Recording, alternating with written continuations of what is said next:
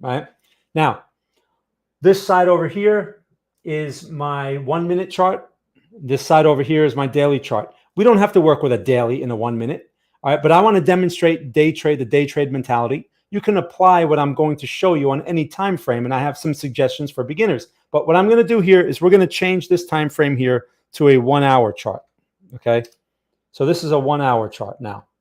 Let me make it nice and big because this is going to be important here in a moment. Now, let's talk about how the trade scanner works very quickly. I like to do this on every stream for new people. All right, so we have a signal going on here, but let me just turn this off for now. Let me just go here. Let me just put counter trend on. That should turn it off, right? Okay. Now, what I want to do here is demonstrate how the trade scanner works. So Trade Scanner Pro is a script that's based on the Trade Scanner bot.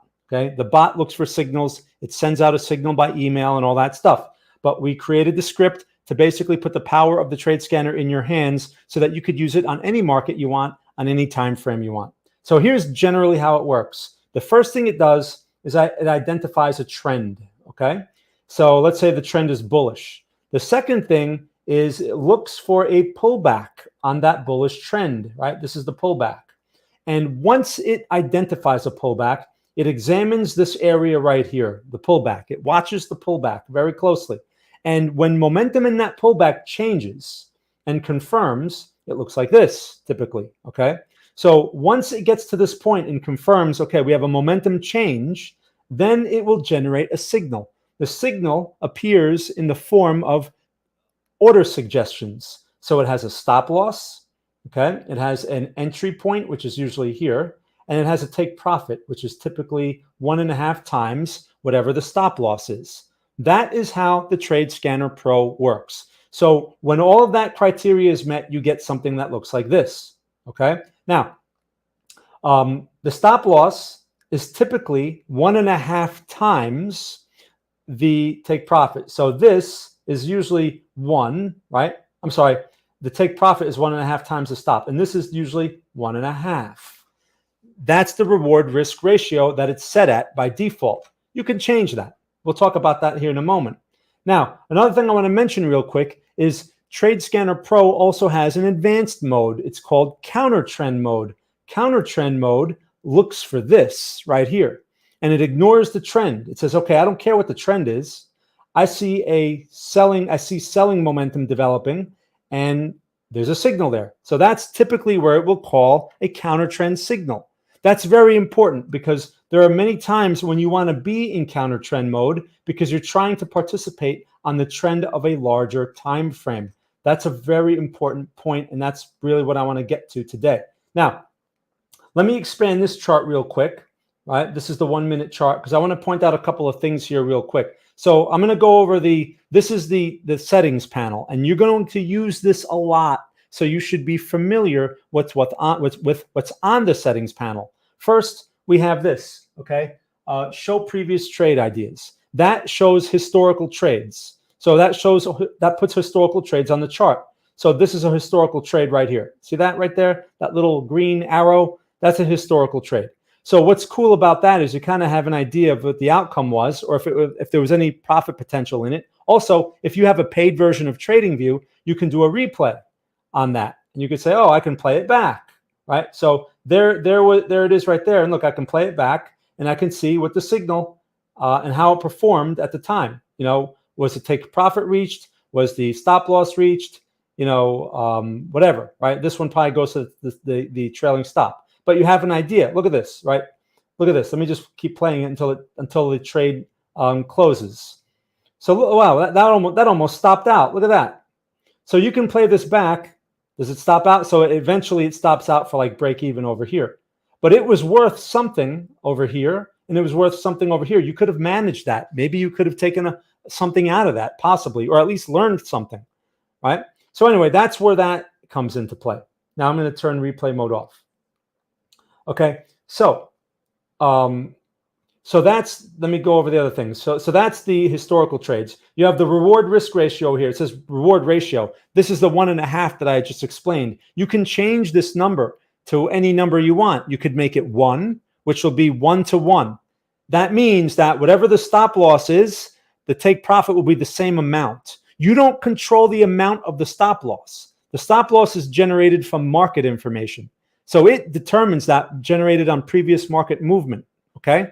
So, but you can change the ratio. That's what that is. You can change that to 2, which will be 2 to 1 reward risk. You could change that to 3. Now, why would you change that? If you have a greater expectation, you can make it higher. If you have a lower expectation, you could make it lower, okay? So that's that. The heads up, this is heads up. Heads up, what it paints candles orange. See this? Orange candles, orange candles. That is a heads up that a signal is likely to appear in the next few candles. If you're on a 1-minute chart and you get a heads up, that means in the next few minutes, a signal is likely to pop up, right? So it kind of gives you an early warning. Sometimes you could take trades early on those. It's extremely aggressive, and that would be more for more advanced traders. A lot of those times, those trades can fail, right? Because there's no signal there. It's just giving you the heads up, right? But if it starts to work and then you get the signal, you can add on the signal.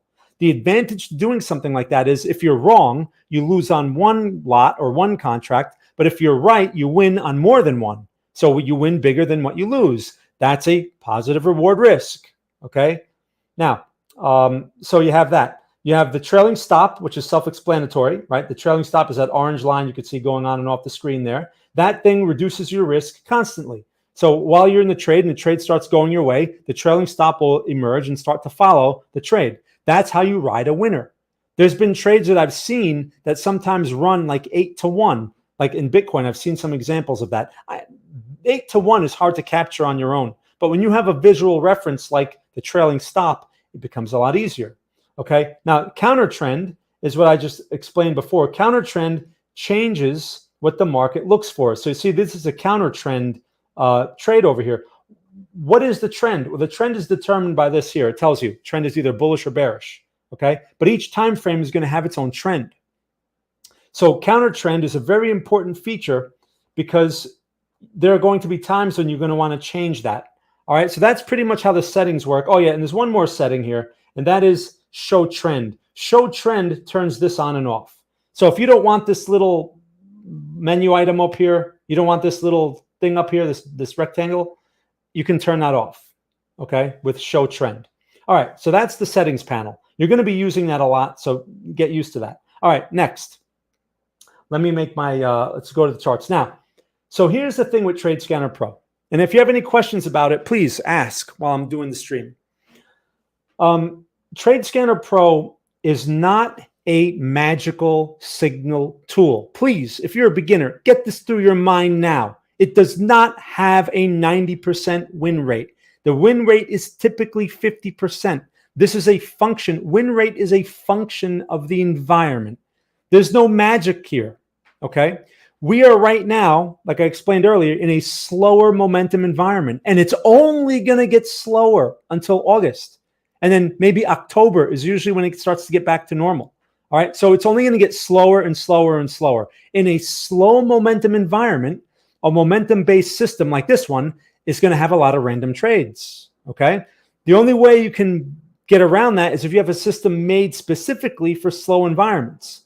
But this here is more robust. It's for environments when the markets are moving, right? So in a slower environment, it doesn't mean markets don't move at all. It just means there's going to be more false signals, right? So what to do about that? Well, this is where you want to focus on context. So let me explain.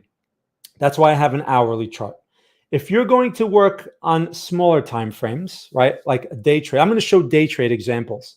Right? If you're going to work on a smaller time frame, then you want to look at the next larger time frames to get context. Context in this format really can be gathered by looking at two components, and that is trend and support and resistance levels. Now, this here is my hourly chart on this side, okay? So on my hourly chart, let's expand this chart. I'm interested in trend, and I'm interested in support and resistance levels. Let me turn the trade scanner on. The trade scanner here says that the trend on my hourly chart is bullish. Okay, I can believe that. That's what it says. It's bullish. All right, now, so bullish means that supports are more likely to hold and resistances are more likely to break. That's sort of like the bias that we should be thinking. That should be in our decision-making pool. Okay, I should expect more from supports. I should expect less from resistances in general on this time frame. So if I'm working on smaller time frames, that rule should even be carry more weight. Understand? Because the source of the context is coming from a larger time frame. Larger time frame essentially translates to more volume. There's a lot more volume that transacts in 1 hour compared to 1 minute. That's why the levels and the trend and the information carries more weight. All right, time like the 4 hour, which is above this, or the daily, they're going to carry even more weight. But we're not looking to get to those levels right now because it may take a very long time to reach those levels. So we want levels that are in play now or nearby so that we can find trades as a day trader. So here's my hourly chart. We could use a 30-minute, but I'm going to use an hourly, okay? If you're a beginner, do the hourly, especially since as a beginner, you should be working with a 15-minute chart, not smaller. You should work with a 15-minute because the smaller time frames, there's going to be a lot of noise. You can't take signals blindly in this environment, right? So we want context. So we know the trend, it's bullish. I don't have to analyze for that, but now I need my levels. So I want to zoom out a bit, right? And just get a few days worth of data here. That's what this is. And I want to look for reaction points. Now, I mean, look at this. Obviously, there's a common level over here. You see this? Clearly, there's buying activity. Look at the reaction point. Look at how dramatically the reaction was, right? Okay, so this is a level. You don't have to put the line exactly at the most bottom point. You want common touches. You want a few points touched, not one point. People like precision. Oh, it went to this point exactly. No, markets are messy, okay? So this is your support, this general area. Now notice supportive action in here, right? So if you knew this in advance and you projected forward from here, which you could have done at this time, look at the reaction. And knowing that the trend is generally bullish and supports should generally hold, I mean, that would have served you well, okay? So when you have more common touches over here like this, you have yourself a little zone, right? Okay, cool. So you've identified some support levels in there, okay? Now, what about resistance? Let's see. What do we have here? There's some resistance here, okay? Going back. But this is now a little tricky because it was a support. It broke. It became a resistance. It broke here, right? Then it broke again. Keep in mind, these levels are also, how the market reacts around them can also be random. They can randomly break like this. So you can't rely on them 100%, right? It's a mistake to sit there and say, oh, I could have put an order right there. And you could have, and it may have worked for you this one time, but you try it over here and it blows through. And you're like, oh, I don't understand. This sucks, right? Because it's random. Look over here. If you put your order to buy here, it blew through, right? So these are reference points. And old support becomes new resistance, and old resistance becomes new support, right? That's a rule of thumb. Now, we have an old support over here. Look at this. It was a resistance back here. Look at this, okay? So there's some common level there. The market proves that over here in this little section until it breaks. But now look where we are now. It rejected. See this? Okay, cool.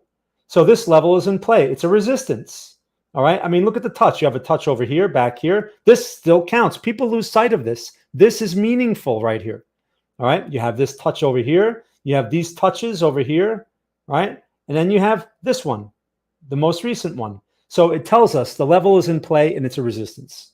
That's all we need to know. Okay. That's context. There's nothing complicated about that. You don't need to be an expert with decades of experience to understand that or to find these things on your charts. You can learn that in a few weeks. In fact, my training program goes over stuff like that. It's relatively simple and straightforward. Okay. Now, so look where we are now. We're basically fooling around in what? Can we call this a support or a resistance level?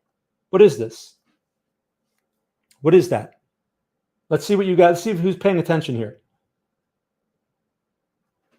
What would you guys say? What is that? You guys paying attention? You guys watching? Support or resistance? on the hourly. I'll wait. I know it takes a moment here. Giovanni, do you have a video for those who have the free version of TradingView? Actually, Giovanni, that's a good question. What I'm going over here applies to whether you pay or free. The paid version just allows you to do replays and it allows you to set more notifications and things like that. The basic functionality of the trade scanner works on the free version. So everything that I show here applies to both. It's just the paid version gives you some more flexibility. That's all. You can operate the trade scanner without using the paid version. Support, Howard says. Support, AT says. Yes, you guys are correct. Support. Pretty easy to see. Now, so that's a support, which means, and we're generally bullish, so it's okay to look for longs in such an area, but we also cannot ignore this momentum. That's bearish momentum. So there could be some conflict here. Also, we have a minor resistance right here. We shouldn't ignore this. We'll just call it minor, okay? Because look, it blew through both times pretty much, but it may be in play in the future as a minor level. Minor levels mean we expect less from them. Okay, so if you have a trade from a minor level, you should expect less, not more. A major level, you should expect more. Now, this level here, we can call this somewhat of a major level, but the level goes lower, right? I mean, this is sort of a zone because, I mean, look how it poked through over here. So this could be tricky when we're working with the trade scanner. Now, let me get into what the point of all this. When you have a situation, you've identified your levels, and now you're going to use context, the trend on your time frame that you're working on could be the opposite. See, it's bearish. So again, the trade scanner, man, look at this trade. This has been going on the whole time. Look what the take profit is, the trailing stop. The whole point is, you have to change to get bullish trades here. You have to change the mode. What I'm trying to say is the trade scanner is a confirmation tool. That's the main point you need to take away from this. It's a confirmation tool. It's not magic. Like people think, oh, look at this. It's amazing. It's magic. It's not magic. All right. This was a trend trade and it happened to work out because, I mean, that's this move right here. Look, that's this move right here. Okay. It happened to work out. It came from up here. Now, was there any context? If I draw this arrow, if I draw this line up here, let me see, is this line anywhere near? No, it's nowhere near. Where is that line? So the signal came here. Oh, the signal just got stopped out. But the signal came here, which is way below the resistance. Okay, so that would be more of like a continuation pattern if you're following the trend. Now, this is a 1 minute chart. Let me just go to a 15-minute real quick, because as a beginner, this is really what you should be looking at. 15-minute. Let's go to 15. Okay, this is a 15-minute chart. All right, and these were your resistance levels. Now, I'm willing to bet that when we were up here, let's see, when we were up here, the trend was bullish. You see that? The trend was bullish at that time. You see that? But you're at a resistance. See that? So you should be thinking what? Long or short? I mean, you know the answer, but I just want to see people paying attention. You should be thinking long or short here. What should you be thinking? The market's doing one thing, but what should you be preparing for? What should you be anticipating? When you have your context, you've identified your levels, and you're like, the trend is bullish, okay, but look at this location. Short, yes, you should be at least thinking short. If anything, you should not be going long, and if anything, you should be very careful with taking continuation patterns, right? When you're on the side of the trend, usually, a lot of times, they are continuation patterns. When you're working at a level, typically, it's a reversal pattern. You understand that? So there are two types of signals, reversal and trend continuation or momentum continuation. When you're looking at a level, you're looking for reversal. So to get that, what do we have to do? How do I get shorts up here if my trend is bullish on my 15-minute? How do I get shorts? You took that short. Oh, nice, Howard. Well, taking money off the table, you can also do that. Sure, if you're long, nothing wrong with that. But if you want to get short, if you're flat and you're like, I'm at a level, maybe I'll short this. Even though the bigger picture, you're fighting the bigger picture, you might be fighting the bigger picture a bit, but you have a level. You're trying to play the level. You may be counter the trend, but it's a level there. And there's a good chance you may reject the level and you want to take a little bite. It's aggressive, yes, but it's plausible if you have the experience for that, if you understand what you're doing, right? That's a very short-term, like day trade mentality. So what do you have to do? How do I get short signals? How do I get the trade scanner to show me shorts if my trend is bullish? What do I have to do on my 15-minute chart, which, by the way, may take some time? That's why the notifications are important, right? And that's where it helps to pay for TradingView, because then you could set multiple notifications and all that stuff. Anyone want to answer that real quick? I'd like to spend some time looking for a trade. I spent this whole time explaining, but I want to spend a little time looking for a trade as well. Anyone real quick? Counter trend. Yes. Well, Howard, obviously, you have some experience here. So yes, you would switch to counter trend mode here. Okay, you know what? Counter trend, turn it on, right? And then as I go forward, I'm now looking for shorts. Notice there's a warning there. Okay. So if I play this forward a bit, eventually the signal will pop up, right? Off of that area. Or there was a trade open. That's why the signal wasn't there. Okay, but that's where the signal would have appeared. All right, and you would have been in counter trend mode, and you would have been prepared for that. Okay. In fact, well, if I put the there was no signal there? Oh, no, because if I turn counter trend mode off, right? I guess we'd have to be on a smaller time frame to get that, right? So another thing I want to point out: when you're at a level and you're not getting the signal on the level, a lot of times you have to switch to like a 5-minute or something like that. That may be a little more advanced. If you're not, you don't have to catch every trade. So what I want to make sure you understand is you want to take trades in context, and what will improve the probability of the signals is if you wait for levels. I mean, that's basically the gist of the whole thing. You guys got that? So now with that being said, I want to move over to the 1 minute. Notice what's happening here. Support. Bullish price action. What a surprise, as Seinfeld would say. Okay, so let me turn off replay mode there. And we know where we are, and we drew the levels on our chart. So I don't need that bigger picture chart anymore. Okay, so anyway, look,